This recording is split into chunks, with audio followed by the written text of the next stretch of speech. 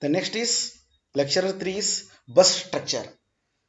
Here, bus structure, this block diagram is known as single bus structure. Only single data can be sent in a one point to another point. That is, this is the bus for using the different. What is the bus? The number of wires connected in a single panel. That is known as bus. The input, output, memory for both, and processor. Processes between the buses to the connection.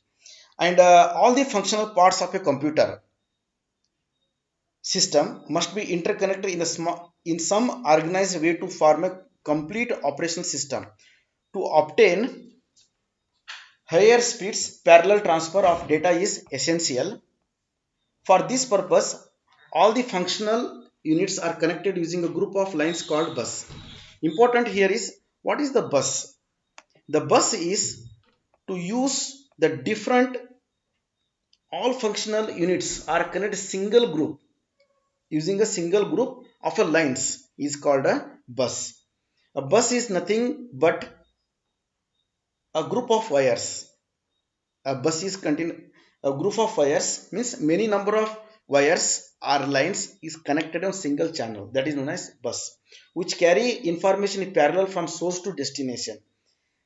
Here, the simplest scheme to use for single common bus, the system bus usually has three parts.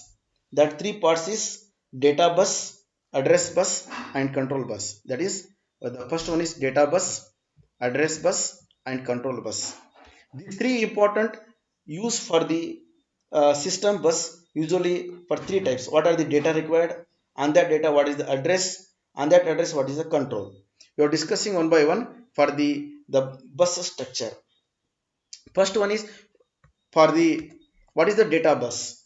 The data bus is used to carry data from input device or memory to the processor. It also it also used to transfer the data from processor to the memory or output device. Hence, it is a bidirectional bus. Means it is the data transfer between from the processor to the memory or output device. Hence, it is a bidirectional bus using of data transferring from one point to another point. The next is address bus. The address bus, the processor uses this bus to access memory or any IO device connected to it.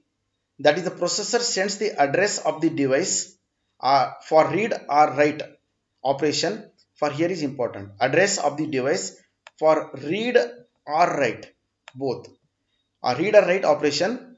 Hence, it is unidirectional bus.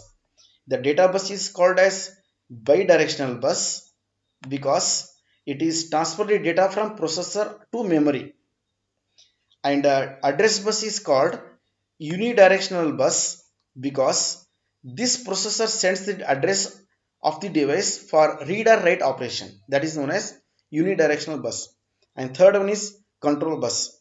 This control bus for synchronizing various activities like read, write, reset, etc.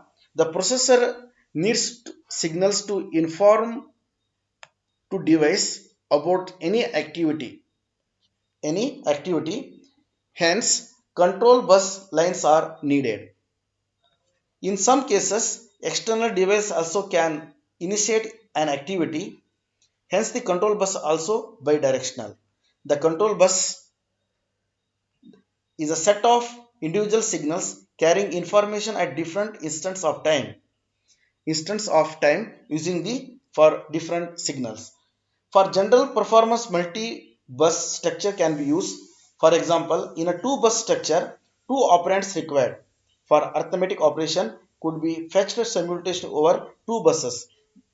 Here, using of the control bus is very important. Is a set of individual signals carrying information at different instant of time.